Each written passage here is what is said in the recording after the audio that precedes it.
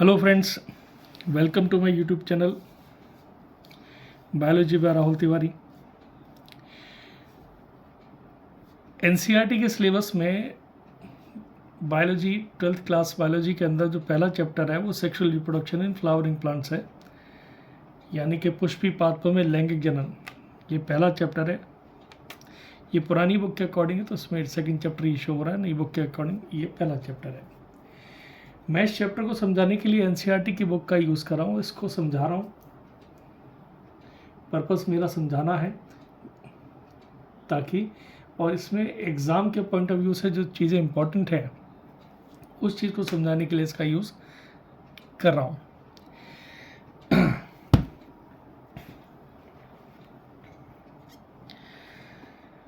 Flowering plant या angiospermic plant किसे कहते हैं? ऐसे सारे प्लांट जिसके ऊपर फ्लावर या फ्रूट्स होते हैं फ्लावरिंग प्लांट्स कहलाते हैं, एंजियोस्पर्मिक प्लांट कहलाते हैं। इनके अंदर फ्लावर जो है वो एक रिप्रोडक्टिव ऑर्गन है जिसके अंदर सेक्सुअल रिप्रोडक्शन कंप्लीट होता है। फ्लावर को normally aesthetic, ornamental, social, religious, cultural value के ऑब्जेक्ट के तौर पर इसको देखा जाता है, जिसका यूज़ किया जाता है human feelings such as love, affection, happiness, grief, mourning, इन सब को दर्शाने के लिए, दिखाने के लिए इसका यूज़ किया जाता है। नॉर्मली फ्लावर जो है एक रिप्रोडक्टिव ऑर्गन के तौर पर काम में आता है। तो सबसे पहले इस चैप्टर को समझने से पहले फ्लावर का स्ट्रक्चर समझना ज़रूरी है। जैसा कि आपने क्लास 11th के अंदर 5वां चैप्टर पढ़ा था, जिसमें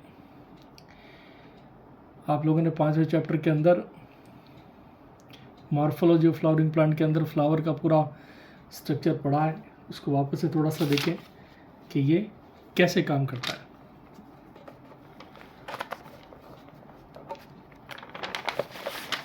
देखिए,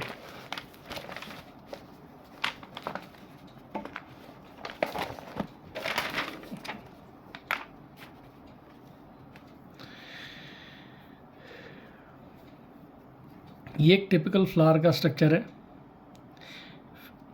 इसके अंदर किसी एक फ्लावर के अंदर 4 होल होते हैं। कौन कौन से हैं? Calyx, corolla, androecium, gynoecium. Calyx सबसे बाहर का होल होता है। इसकी जो यूनिट है उसको सेपल कहते हैं। ये सेपल, ग्रीन कलर का जो ये यूनिट है, इसको सेपल कहा जाता है। किसी भी फ्लावर के अंदर सबसे बाहर की यूनिट होती है ये। उसके बाद में किसी भी फ्लावर के अंदर जो कलर्ड लीव्स हैं, ये जो कलर्ड लीव्स हैं इसे कहते हैं कोरोला या दलपुंज, और इसकी एक इकाई को कहा जाता है पेटल, या हिंदी के अंदर कहेंगे दल। ये सहायक अंग है, एसेसरी ऑर्गन्स है। और इसके अलावा 3rd होल जो आता है वो है एंड्रोजियम, यानी कि पुमंग, जो कि किसी फ्लावर का मेल रिप्रोडक्टिव ऑर्गन होता है, नर जनन अंग होता है। ये जो है ये मेल रिप्रोडक्टिव ऑर्गन है। इसकी एक एक यूनिट, ये जो आप देख रहे हैं, एक एक यूनिट को अगर आप देखेंगे, इनको स्टेमन कहा जाता है। एक एक यूनिट स्टेमन कहलाती है। ये जो स्टेमन है ये 2 चीज़ों से मिलकर के बना होता है, एंथर और फिलामेंट। ये फिलामेंट इसको यहाँ से जोड़ करके रखता है फ्लावर से।